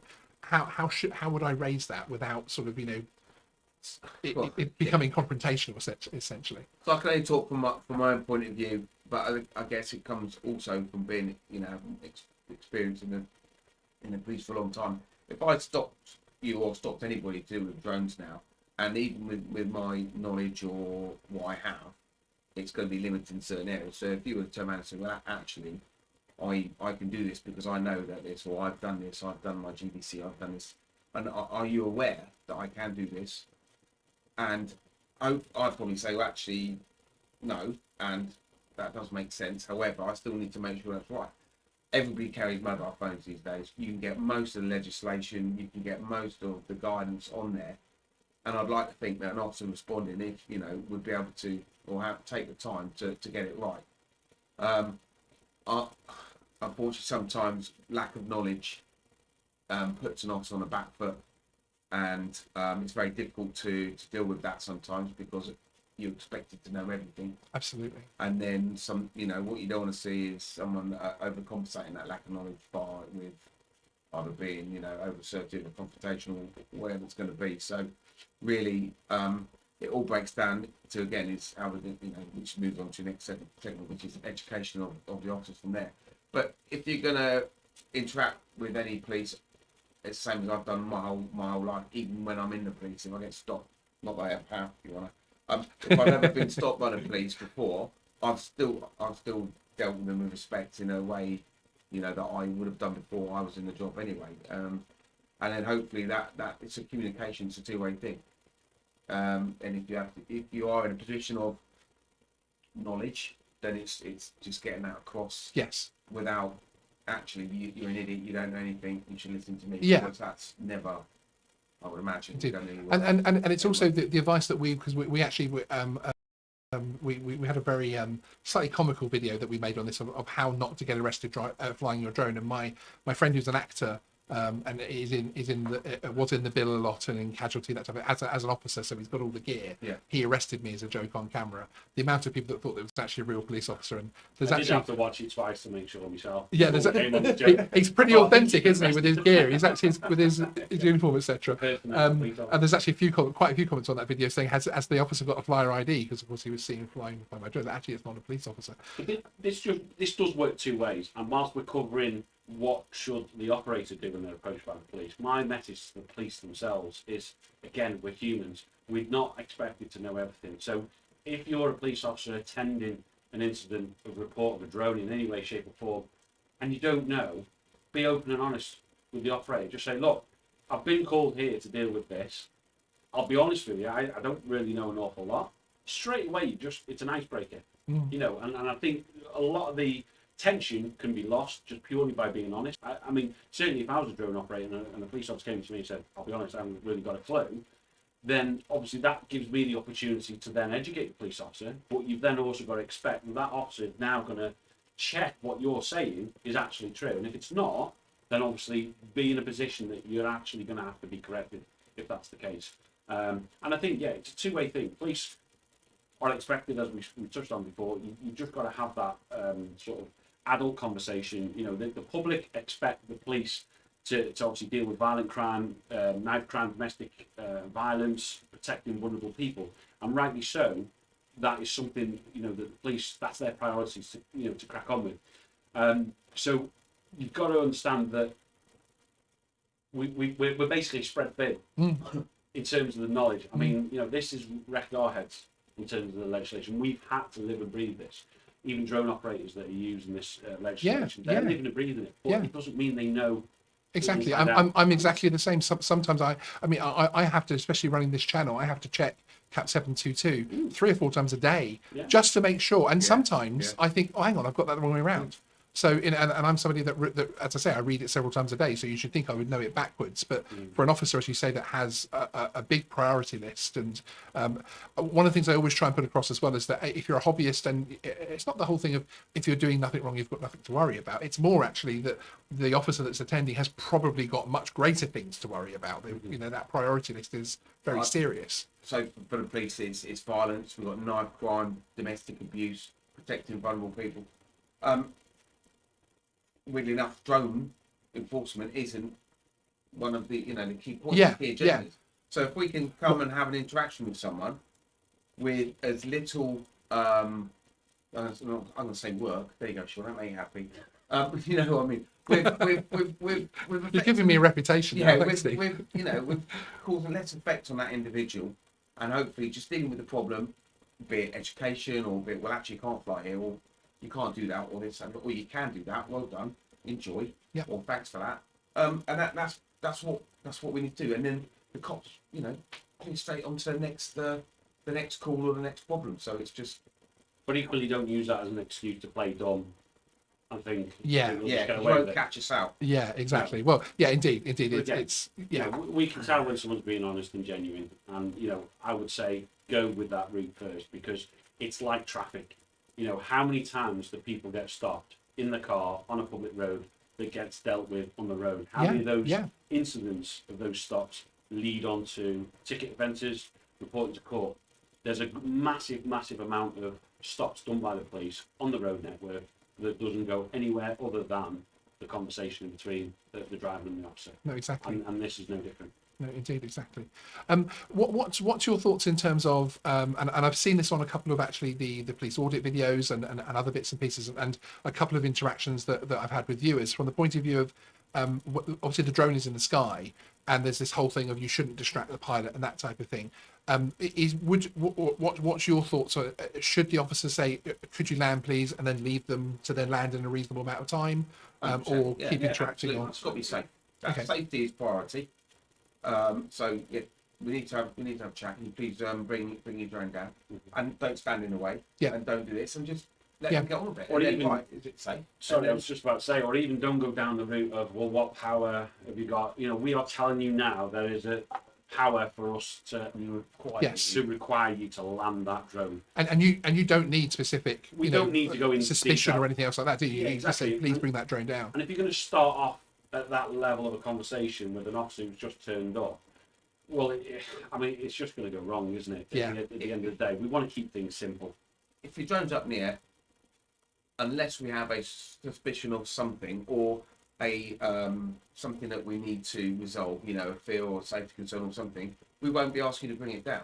If we ask you to bring it down, which we can do now, there is because there is a concern that we need to address. A suspicion of something, or to check this, check that. Excellent. And that's what we're doing. And hopefully the officer just said, can you please bring your drone down safely? Let me on with it. Right. Makes sense. Then let's have that conversation. Hopefully it can either go back up again or maybe somewhere else, or You can almost preempt it as well, because any operator, any decent operator is going to be aware of the surroundings. And, you know, police cars, whether it's unmarked or marked, you're going to see it coming. You know, and if you think, you know, it might be this because I've had words with someone who said you can't fly here, and you're almost expecting that, it might be that you just land the drone and you just say, look, I've been waiting for you, blah, blah, blah, blah. But equally, as I said, you know, if you're required to land that drone, you land it as soon as practicable in the safest possible way. This isn't an opportunity for you to go, well, do you know, I've got 5 minutes left of flight time, just need to get this, you know, last bit of footage. Yeah, I'll do it in a minute. It's reasonable, practicable to land that there and then. Excellent. Some really good, solid advice there. Thank you. It is something that comes out an awful lot with our viewers. Excuse me, sorry. That's been about the 3rd time I've ever coughed on air. So next up, very quickly, we're going to be talking about the education of existing officers. What plans do you have in terms of sort of, you know, rolling out training? And as we've raised the point a few times during tonight that this is an emerging technology, and, you know, not necessarily every officer is going to know about it right now. The same as there'll be some other technology in another couple of years that we'll all have to catch up with, let alone police officers. What's actually happening in terms of being able to roll that training out to police officers, etc.? So we've had, as a team, we obviously live and breathe this, and it's one small fraction of what we do as a team in terms of the policy and the governance, etc. We've had to put that in a format, and we've got a cracking boss who's literally, I can't mention his name, very clever. but he's very clever. Yeah, he's a cracking guy. But he's devised the legislation as it is. If you put that in front of a member of the public, like any piece of legislation, you'll get to the second line and thinking, what the hell does that mean? I have no idea. So what we're trying to do is convert the legal language, if you like, into straightforward, basic, not basic as such, but in a language that members of the public can understand. And that's not, you know, speaking down. That I could understand. Yeah, anybody Use your really. drones. That's not speaking down to any members of the public. The legislation is an absolute headache. I'll be honest. The way, you know, the words are used, etc. So obviously our team have put that in a way that we've almost done like a really small bullet points of key words, key offences, relevant information to the police officers to say, look, we know as frontline cops what you're likely to come across. This is the option you've got. It's almost a bit of a flow chart. These are the powers you've got. This is what you can use them in these type of circumstances, etc. So it's evolving. We've got 43 forces in the UK that were getting this information out there. Does every cop know anything about it? Absolutely not. I don't know what percentage, but it is improving, and that will take time. And I think the public needs to understand that this does take time, and that's why, if you're a police officer going into a drone job, be open and honest. You might actually learn something. Equally, if you're the drone operator, you might learn something as well. But we are hoping to get to a position like any legislation that they've got in there. I mean, you stop a response officer and say, right, tell me everything about the traffic legislation. They're not going to know it. That's the reality of it. So we've got to be realistic. Let's, you know, get as much info, the key bits out there. What are you likely to come across? We're actively educating areas or officers from areas where they're more likely to come into contact with drone flyers. Okay, yes, of course. So that's the Yes. you know, start of the 10. That's a very good idea. Yeah, so that, you know, without going into the training media of how we're doing it, there's lots of papers, lots of briefings, there's lots of training, lots of PowerPoints, all the different methods that we can get out there. But we've done, you know, 10 like bullet points of questions that we can ask when stopping someone or having an interaction with someone about how that might clear the situation up quickly. Excellent. Either give us something else that we might need to look at, or hopefully get that drone flyer on their way. yeah. So we are, as Dan said, it's a huge piece. It's emerging very quickly, but we are trying to get it out there across, and we're liaising with the College of Policing, and all the other agencies that we can in order to make it happen. So it is being looked at. It's just We've even gone like the universities, so where the new recruits are coming in, we're involved in distributing that information across there, which is great. But again, you've got to understand that student officers are going through a 2-year probation where they are getting absolutely hammered with legislation that they're tested on. And as we said, when we look at the priorities of policing and what the public expect us to do, is drones up there? No, it's not. But that doesn't mean we ignore it, and that doesn't mean that we just turn a blind eye. So key information is given to officers, and it's like that crib sheet again. It might be like a little laminated in the back of the pocket notebooks to say, right, this is the situation. I'm going to ask these questions to say, right, it's going to funnel you off. Yeah, exactly. It's going to raise the issues as they happen. So excellent. Okay, so just before we move on to beyond visual line of sight and flight restriction zones, and then coming on to your Q&As, just got one more very quick.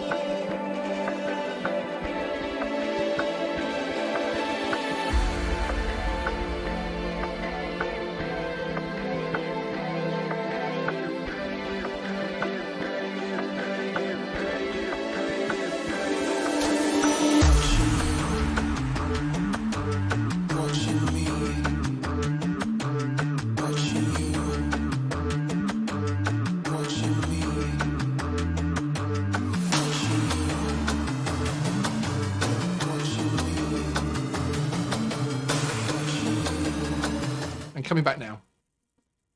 Okay, so hopefully we've actually a little bit of research into it, and it seems to be a YouTube issue at the moment as well. So please do bear with us. It looks like the storm might be playing with the syncing there, but everything's working our end. We also took a very quick comfort break, didn't we? So it's Yes. it's quite, for a winter's day, it's quite warm in here, isn't it? It's somewhat tropical. Yes, and when you're not used to being sat under the studio lights for a certain amount of time as well, it's sort of, you know, yeah, I was going to make a joke about the police usually put a spotlight on others, but you know, I've kind of made the joke anyway, haven't I? Yeah. Okay, right. Next, we're going to talk about beyond visual line of sight and how I can fly my drone. Pretty much, no, right, okay. In enforcement terms, and really as well, you know, talk about the point of view of everything we've talked about tonight has been talked about, you know, reasonable and sensible, and beyond visual line of sight is one of those ones that a lot of people bring up from the point of view of, you know, sometimes not understanding the reasons for keeping your drone in visual line of sight, which is a whole other subject of itself. And certainly one of our future shows, we're going to be focusing quite heavily on how to operate your drone safely. And what is the policy in terms of beyond visual line of sight? Because of course it's a bit of a movable force as well, isn't it? Because to me, I'm an old guy with glasses, etc. Well, again, I don't want to call myself too old, but why didn't you disagree? You're probably younger than me, aren't you? That's what's worrying. Can I just put the camera on you guys and just ask, why didn't you disagree? How old are you? Guess. I'm not going down that road. Come on. I value my job. 47. See, I don't like the police because they're quite accurate with these things. 44, I think. 44, 45? 44. So I'm 49 this year, so Okay. already. You don't look bad on it, to be Actually, fair. I need to sleep. Yeah, indeed. But beyond visual line of sight, now we know beyond visual line of sight in terms of taking your drone off and off you go to test how far it can go, and you're 4 miles away. That's obviously a big no-no, and legislation is very much on the side there. There's still obviously CAP 722 for guidance with it as well, and of course the drone code even has a little picture to show you what visual line of sight means. But how does it mean in terms of enforcement? If I'm flying my drone in a park and it goes behind one of the trees and comes back out the other side, technically my drone was beyond visual line of sight. So how would that work in enforcement terms? Technically, you're right. It is BV loss. But again, common sense policing. You know, is it appropriate to stick someone on because they've momentarily lost sight of the drone around the tree? No, it's not. That's not good use of policing at all. Okay. But that said, that doesn't mean go and do it knowing full well you might just get a slap on the wrist. I mean, anyone that's going to fly a drone needs to plan the flight. That flight, if it's going to go around a tree, can it be prevented? Is the obvious question. That comes part of the planning. So if you are flying in such a way that there is an obstacle in one way, shape or form, you can relocate to prevent that from happening. If it does happen and it was just that very quick momentarily, you know, out of eyesight, okay, it's something we deal with it. I mean, it's hard to answer it because it depends on the individual. If they're doing it blatantly and they're taking the mick, are we then going to stick them on? More than likely. Is it something that it was an accident and, you know, whatever the circumstances are, it's a difficult one to really pinpoint, but it depends on the circumstances. And just to clarify, when we're talking about can it be avoided from a planning point of view, we're not talking about ruining your wonderful shot of the castle that you're flying around. We're talking in safety terms. Yes, can in absolutely. safety terms, you know, yeah, it isn't about getting the shot, which of course is important, but can you get the shot by repositioning yourself? And there's also editing, of course, which has saved me more than once. And BV loss is if it's done within the law, you're fine. You know, there are operating safety cases that you can put in place with the CEA, who will obviously grant you permission to conduct BV loss operations. The emphasis on the operating safety case is that you are covering every single eventuality of that drone. Because what is your primary role? To ensure that that drone is flown safely and legally. If you can't, you're obviously operating outside the law. Can you adopt it? Yes. Because anything, you know, at the end of the day, no one's going out and doing a spontaneous flight. You will have the intention by taking the drone with you. So you're almost preempting that you're going to fly at some point. You rock up, you make that assessment there and then. There's power cables, there's this, and that. Common sense, you know, guys, you know, at the end of the day, this isn't rocket science. You know, people will stretch the goalposts and make it fit whatever they're doing, or to even justify what they've done wrong. But again, would a reasonable person look at that and just go, that's an absolute rubbish excuse, and yeah, you know, you're going to fall foul. So common sense. Where do you see then, with beyond visual line of sight, what is the problem with me flying my DJI Mini 2, a sub 250 gram drone? It's, you know, it fits in my hand, it's very light. What's the problem with me flying that 2 miles away from my position? Depth perception is a big one. So, you know, if you're flying beyond visual line of sight, can you accurately avoid an incident that could happen and would? We're talking low-level aircraft, we're talking air ambulances, RAF. You know, you might be encroaching on an FRZ that you don't even think you were even close to, but you've got to that position. And I think the key thing is to remember as well is if you lose GPS, that height of that drone and the wind speed of that height will have a massive it'll be detrimental effect on that drone, which then could cause quite a major incident, depending on, and even a sub 250. You know, if you've got a drone that's just flying out, you know, it's got no satellites, not holding position, you've got no control. You can't avoid a collision. You've got no control whatsoever. And the longer that distance gets greater and greater, the bigger the risks. So the advice is fly within line of sight or up to 500 meters. And I want to sort of mention this because speaking to various experienced drone operators as well, you know, they might say, well, I'm flying a Mavic Mini 2 that fits, like I said, in the palm of your hand. I can fly this up to 500 meters. No, you can't, because the legislation says you have to have it in line of sight. It's either or. If you're flying a big drone, like an M300, yes, you can see that probably a kilometre and a half away, if not more. Yeah. But with a Mini, you're probably going to start losing sight of this within 50 meters. So Mini 2s are very popular, and, you know, for good reason. So those that are out there operating the Mini 2s, just be mindful that if you can't see that drone, that's down to your own eyesight. That doesn't give you a 500 metre buffer to do what the hell you like. And things like weather and that type of thing as well. Of course, weather can drastically you could be impact loss things. at 70 metres. Yeah. And that's the bottom line. You are flying outside your parameters. Yeah, and so again, one of the things I always try and put across the audience as well is visual line of sight. It doesn't mean you can see a little black dot in the sky. There's my drone there. Yeah. What that black dot? No, that's a bit on my eye. That black dot. Yeah. It is actually awareness of the airspace around you, because even though it's a sub 250 gram drone, any other aircraft that spots that, they have to deconflict, of course. Exactly. So an air ambulance, you know, I know it's the one that people always use, but an air ambulance that spots a drone, they have to land, they have to change their course. That type of an thing. incident with an air ambulance. Your drone. Yes. Caused an incident with an air ambulance, and it'll always be, well, you know, what's the likelihood of that happening? Carry on with that, you know, attitude, because you will fall foul. Yeah. You know, and it's no different with road policing again. You know, we don't stick everyone on for not wearing a seatbelt or speeding. You know, not everyone gets prosecuted for speeding. You know, so the legislation is there for us to use our discretion, but we do expect the operators to use common sense, due diligence, and just think safety all the time. You know, could I recover this drone? If there was a strong gust of wind, could I recover it? Yes. You know, and also, you know, drones with the colours that they are now, some people will put various colours on them. But when you start looking up at the sky, yes, you've got line of sight. But what do we often do? We look down at the screen. Oh, that's a great shot. And you look up and you think, I think it was in that direction. Do you know what? I haven't got a clue. And now you're having to revert back to the FPV camera, if you like, to understand where you're going using your you know, the systems on board. Are you BV lost? Good shot. Can you know, if we came up, so point to me where that drone is exactly, even though you just had it seconds ago, you'd be like, I've lost it. Yeah. You're clearly flying at your limit. Bring it in. Don't take chances, because you're going to cause issues with manned aviation. But I tell you what, you will end up causing, and that'll be more enforcement.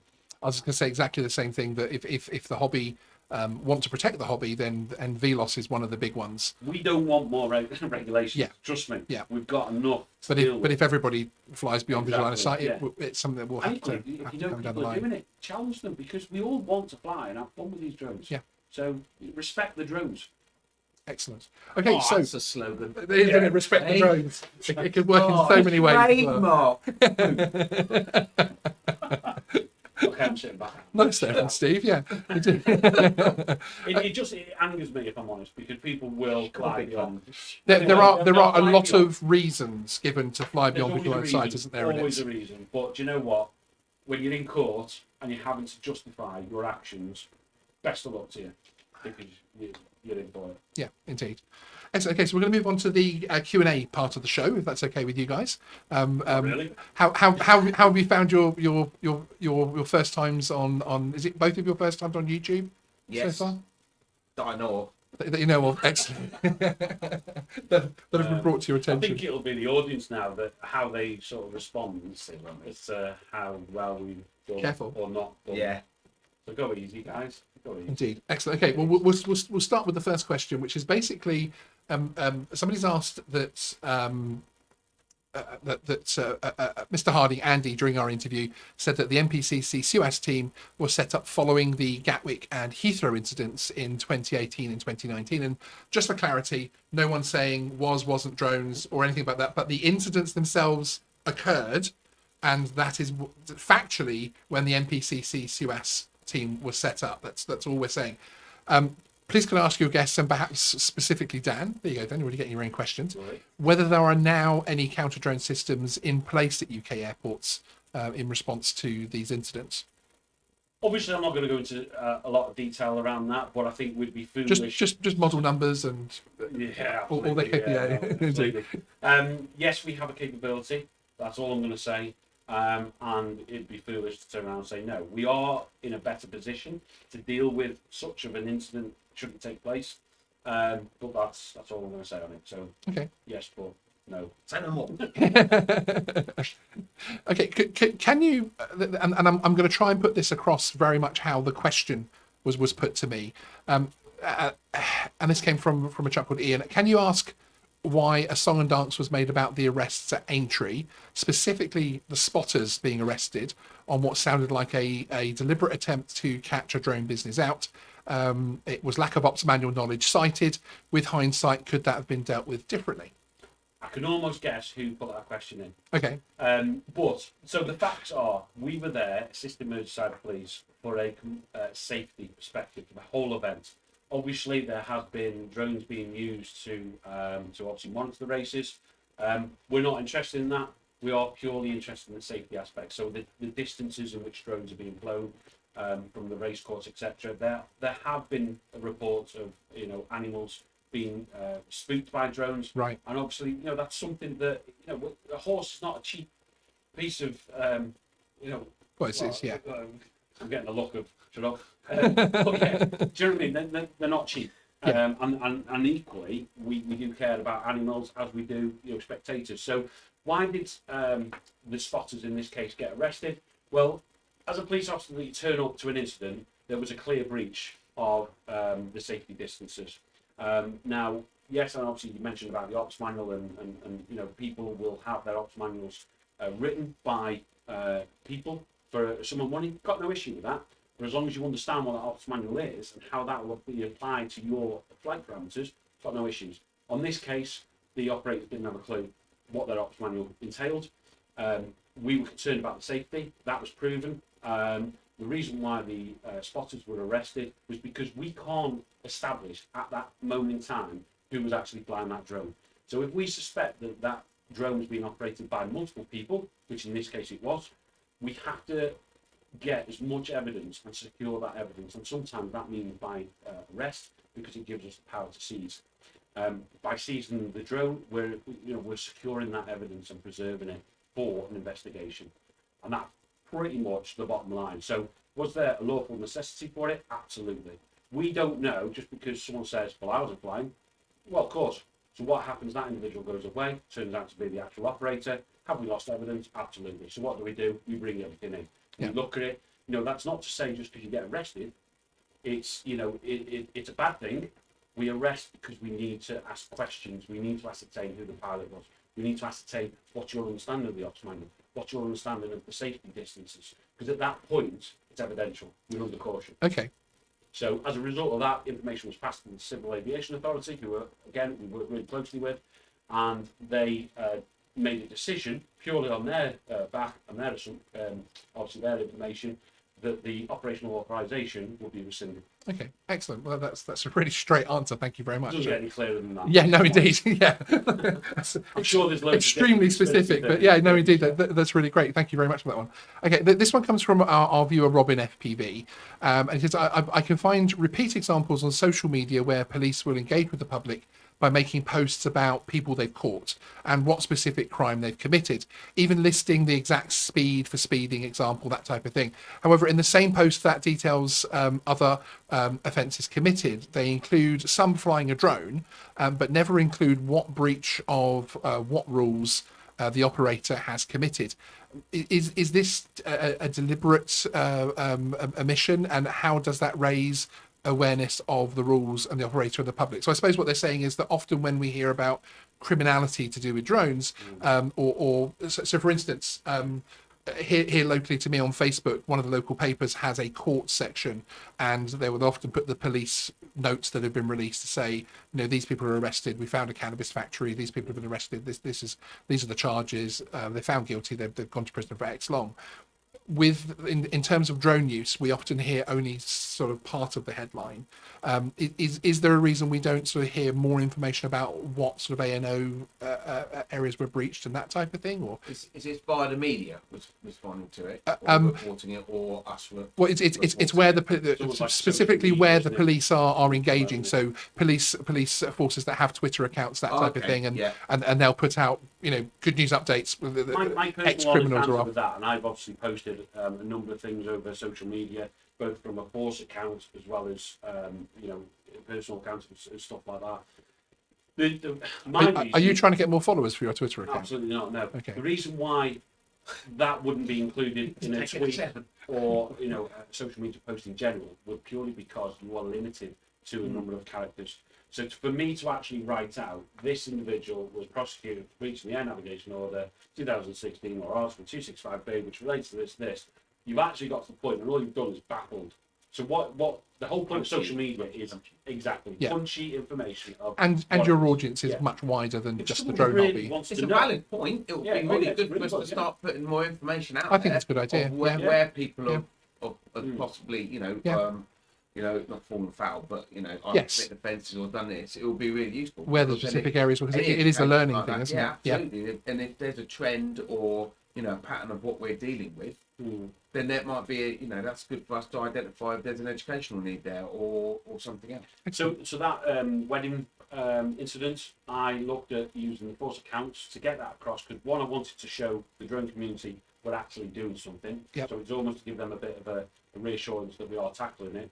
But equally, I had to put it on the Facebook because I wasn't limited to the number of characters, which meant because it was a number of offences, it's choosing the right platform to get that message across, but also the audience who uses Twitter, who uses Facebook, etc., etc. It's you've got to aim it at a certain level of audience, and sometimes it's not always possible. But you want to get that message out there. Yeah, but excellent. Thank you, Robin FPV, for that. Was a really good question, actually. Yeah. Okay, next up, what are the officers' view on drone automation, waypoints, and sort of unmanned? So operations that where you've still got your controller in your hand, etc. You're still running the app and that type of thing, but you'll be on something like Litchi or something like that, where you can do waypoints around, etc. What's your view on that? Do you find that to be a completely legal type of flight? I've had experience with it, but I've had no experience of it. I'm not. Can't go there. No. So yeah, I've used Litchi, used multiple apps, waypoints, etc. Again, if you are operating within the law, you are operating within the category that you want to fly in with the relevant accreditation, etc. I've got no issue with it. The only thing I would say is that it's technology. If you're in a waypoint, it's a bit like self-driving cars, although we haven't got it. But if anything was to happen, are you in a position to be able to deal with it? And that might be flicking it from GPS mode into ATI mode. Yes. So that you've got full control of it. So I think absolutely no issues at all, as long as you're monitoring the whole flight. You're getting your 360-degree, what's the word I'm looking for? Situational awareness of what's going on around you, so that if you do need to act, you can act, and you can override the system. But yeah, I've got no issues with it at all. Excellent. That's superb. And it is that thing of whenever I look at automation as well, I always say to people, because you put that waypoint mission in, don't necessarily, I mean, Litchi is a great app. There's some other really fantastic apps out there, but don't necessarily trust that it's going to work. And as you're saying with self-drive cars, you know, you're supposed to, even the countries that allow the self-driving side of things, you have to keep your hands dusting. You have to touch it. Yeah, they even have sensors, don't they, to make sure that you're within X. Don't just put the controller down on the table. Put the controller down and which, funny enough, happened at Aintree. You know, it's while the drone's in the air. It's those sort of things, isn't it? You know, again, going back to if the police need to speak to you, well, land the drone, get it safe.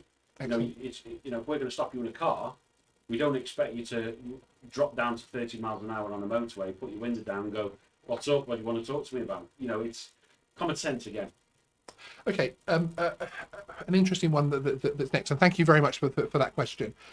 Do you feel that it's legal? What's your advice on flying over roads, not motorways? That the person's actually put that in the question. If you look both ways on a normal road and cross during a gap, which you know, again, there's definitions of gaps, isn't there? Similar to crossing on foot. What's your thoughts on that from a sort of, I suppose, from an Article 241 point of view, isn't it? Again, I've got a view, but I'll let Steve come in if he's got any views on it. Well, again, it's what's going on at the time. It's what is a gap. So the example was given to us. If you're That was my first thought as well. No, It's one of those hard to quantify. 4 o'clock in the morning, it's a motorway, and you can see 3 miles down that direction, 3 miles in that direction. There's no vehicles there, and you put your drone, you land it on the motorway, you hold it there, and you take off. You know, is that dangerous? Is there a degree of imminent danger? There's not, is there? So, but some people could say, oh, well, actually, that could happen, and Yes. it could be dangerous, Yeah. and that might be there. But when it comes to enforcing that or taking it further legally, it's was there any imminent danger from there? You know, you just don't want to be that first.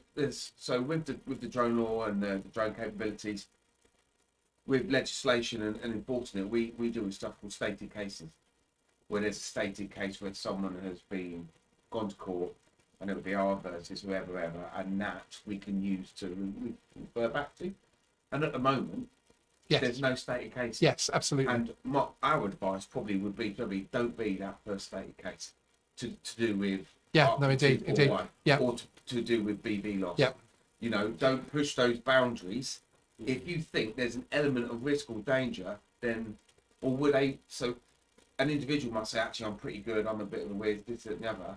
But what would that reasonable person, when they're asked about it, what would they say? Well, actually, no, that was Excellent. that's not good. That's not safe. Yeah. So, you know, which I suppose it comes down to most things, isn't it? Can I, or is it legal? Is it safe? You know, That's is it? You know, Everything's Safety, possible, safety. isn't it? could Safety you all the way. justify it? Yeah. You know, if somebody came up to you and said, "I've just flown my drone like X," would you think they're an idiot for doing that? You know, that type of thing. Dan Howlett, when he said, we do not want to be responsible for bringing in any more legislation or restrictions or regulation. And the people that want to push the boundaries just because they either want to or to prove they can, they're the sort of people that are going to, unfortunately, end up, well, we're going to have to, you know, regulate against that, or we're going to have to put something in place to make sure that doesn't happen. And then all of a sudden, there's even more drone laws and this and the other, which is what we're trying to avoid with the education piece. Excellent, exactly. Can I just throw in there, because there will course. be times where you may need to cross a road. So again, we're not saying you can't, but part of your planning would be, right, what direction is the wind? What's the strength of the wind?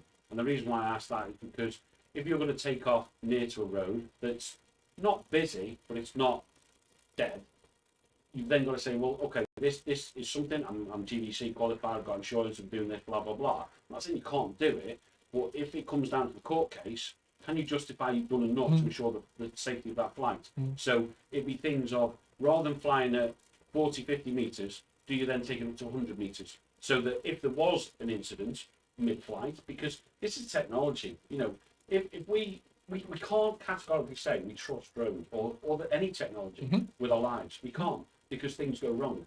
You know, so if you were to fly at 100 metres and go over at a constant speed, are you taking precautions to do that, you know, job that you've been tasked to do safely? Have you put in mitigation? Absolutely. You know, things will go wrong, but you've got to think, what if? Because and without going sort of over the top with it, is just think, when I'm going to fly this drone, it is completely optional to take off, but it's an absolute requirement to land the drone.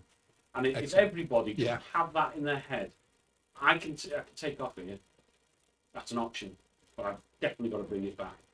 And that's, if you can answer that question, you'll be fine. Yeah, superb, excellent, and a very good point that you made there from a completely practical point of view is if you're crossing anything, if your objective with a drone is to get from A to B, whether it's over a road, over a river, etc., keep moving. Because of course, if you hesitate and you're hovering, one, there's going to be traffic that's suddenly going to fill that space, but also if that hovering drone goes wrong, then of course it's coming straight down. If as you were saying, keeping it at a steady pace, if it does go wrong, it's got a lot more space. It's got the height, it's got the clearance, physics becomes your friend, and it becomes something that goes wrong for reasons outside your control that hits a hedge rather than coming down the middle of the road and not a Mini 2's not necessarily going to take out vehicles and stuff, but it's the distraction and everything else like that. Absolutely, and that's a really good point. It would be pretty damn distracting if even a Mini 2 came down on the road in front of me. Absolutely, and I think it's really good to sort of add in there that a lot of people see a Mavic Mini sub 250 gram as it's so light, what damage can it do? Well, I tell you what, let's put a 249 gram object at 120 meters and let it drop vertically onto your head. Is it going to hurt? Absolutely. If that lands on a road, like I said, it's distraction. Okay, it might damage the car, but what's the main threat? It's going to cause that driver to take evasive action that's going to cause absolute carnage. So just apply common sense again. Excellent. Thank you very much. Some really great open answers to all of these questions, which again, actually, I'd just like to say the way that we've been working it, I do feel sorry for Dan and Steve a little bit because you actually don't know the questions that I'm throwing at you. I think you're doing pretty well so far. Really hot. I don't even know what I'm doing here. You're gonna have to turn the fan off. So yeah, thank you for that. Okay, just a couple more. Can drone pilots be reported for footage after the fact, even if what they did is dangerous per se, but still broke laws? Instagram. I suppose this is the Instagram, YouTube, Facebook type thing. Can that happen after the fact? Yes. Bottom line, and it's no different to dash cam footage that we currently have now. There's dash cams everywhere. People, rightly so, well, yeah, thank you. Just put that fan a little bit more. You won't be able to hear anything now. So yeah, dash cam footage is really good tool. We can't expect police to be everywhere. We haven't got that crystal ball. We don't know when crime's going to happen, and we are stretched. There's no mistake in that. So dash cam does come in, and people do get prosecuted. Okay. So exactly the same as drone, yeah. Excellent. Okay, so that's good to know. Can I just add on that though? Of course. No. Sorry, it's Columbo. no. It's Just one more thing. Do we have our first nickname of the NPCC Counter Drone streams? Columbo. Wow. We just need one for Steve, but we'll let it come naturally. Clueless and Columbo. With dash cam on a car, Yes. it can be seen a little bit easier to go down that investigation route. With prosecuting someone with footage from a drone, whether it's on social media, that is a little bit more challenging. I'm not saying it's impossible, yeah. But anyone who flies a drone will naturally go, well, they won't know this, they won't know that. Absolutely right. So it's about identifying the pilot and taking those steps going forward in the investigation. So we're not saying yes we can, but we'll certainly look at it where there's some clear breaches of safety. And this is obviously also from just an off the cuff thing from me, so please again shoot me down if I'm wrong, but to me there would be looking at a 2-year-old photo on Instagram that's obviously an incident that's happened previously and trying to stop incidents that are happening right now or going to happen tomorrow and that type of thing. Is it in the public's interest? Yeah, That's it. Does the public want us to come away from knife crime, protecting vulnerable people, domestic violence, etc., to deal with something that was 2 years ago? Is that the way? Is that the best way to spend taxpayers' money? Exactly. Absolutely not. Okay, here's an interesting one for you. I'll try and ensure that I word this correctly because I have a very specific opinion on this next one. Is holding your drone in the air and launching or throwing, which I wouldn't recommend you throw your drone when you're still on the land. Okay, there you go. You've interrupted me already. Without land and expression, is it still the same? If you jump up and throw it, you are still on the land. Excellent. Sorry to cut you off. No, that's fine. That's fine. But I've also had it put to me before of what if I stand on the top of my car where your car's on the operation is on that land, isn't it? Basically, you're still operating there. This is the goalposts are getting stretched. Guys, stop stretching the goalposts. We know what the 722 says. We know what the law says, or hopefully, if you don't, look it up. But please, for crying out loud, just stop stretching the goalposts and work within the parameters, because you will. Those that do this are the ones that are going to bring a lot more regulations in, that is going to upset a lot of people, including us. Indeed. Excellent. Okay, well, you'll both be pleased to know that that's the last of our questions we're going to ask tonight. We do have a chunk more, but we're actually going to have one of these shows we're going to do is going to be a Your Questions Answered. So if you have any other questions, tweet me, DM me, as you've been doing, Sean@geeksvana.com. Get those questions coming in, and we'll put these guys under the hot spotlights with a couple more fans next time, I think, as well, to be able to do that. So I do feel sorry for you. Your first time in a hot studio like this. So are there any final thoughts, any parting sort of comments you'd like to make to the audience at all? No, I mean, it's really thanks for the opportunity. Yeah. And as I said, I'm a new drone enthusiast. I think it's awesome, and everything we're trying to do is to promote it, carrying on. Safety is the key, and everything that we do with enforcement is all really around that as well. But no, it's we are pro drone. yeah. I've flown drones since I was a kid. Excellent. I don't want drones to go away. I'm on the side of those that are careful, considerate, law-abiding drone operators. I'm very much against those that use drones for criminality or puts a dampener on drones in general. And I'd encourage anyone that doesn't fly drones, that did have a bad sort of opinion of drones, actually just be maybe a little bit more open to the fact that they do have a lot of benefits. But yeah, point and comment is it's an option to take off, but it's a necessity to life. What was your strap line? What was it? I don't know, I lost it. I'll go back But yeah, and get no, that for next week. again, Next genuinely, time. thanks Yeah. for having us. And again, to the public as well, obviously putting the questions in. We understand that there's a lot of questions out there that need to be answered. There's a lot of confusion, and hopefully over the next couple of series, make it sound like Yeah, that's right. what's these loose women or something. What is this? Police interceptors? God knows. Well, yeah, no, it's a great opportunity for us to let the public know that there is someone out there, because I know there's been a negative vibe that the police don't know what they're doing. There's no one out there dealing with X, Y, and Z. Well, we are, and as I said, what we've talked about today is an absolute fraction to what we do. There's a lot of stuff we can't talk about for a number of reasons, and that's not to be awkward. That's just because we need to protect. Of course, yeah, no, I understand that completely.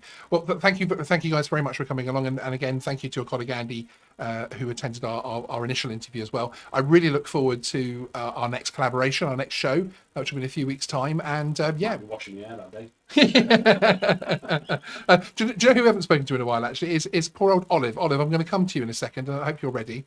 How are you? Yeah, I'm good. I've been talking. Do you feel a little bit left out? Yeah, I've been a bit left out, but it's okay because I've been fangirling over everyone in the chat while you've been busy. Have you? Yeah. That's fantastic. That's excellent. Well, thank you so much for all your help. I want to thank you, and I want to thank our other moderators, Andy and Alex, who've been working extremely hard this evening to try and get all the questions together. And thank you for completing that Google Doc. Thank you from Dan and Steve as well for leaving out any awkward ones, particularly awkward ones. And a big thank you to Mike next door, who's our dictionary corner. Yes, indeed. Yes, Yes. and yes, exactly. And that's help. Thank you to the assistants in Studio 2 from that point of view as well. So there we go, guys. Thank you very much for joining us this evening. As I say, I really do appreciate it. Hopefully, this has answered some of the questions for you about the drone hobby, but we have lots more content like this coming up. So if you're new here, do hit that subscribe button. And if you don't mind hitting the like button on your way out, I wouldn't be a YouTuber if I didn't say subscribe and like, would I? But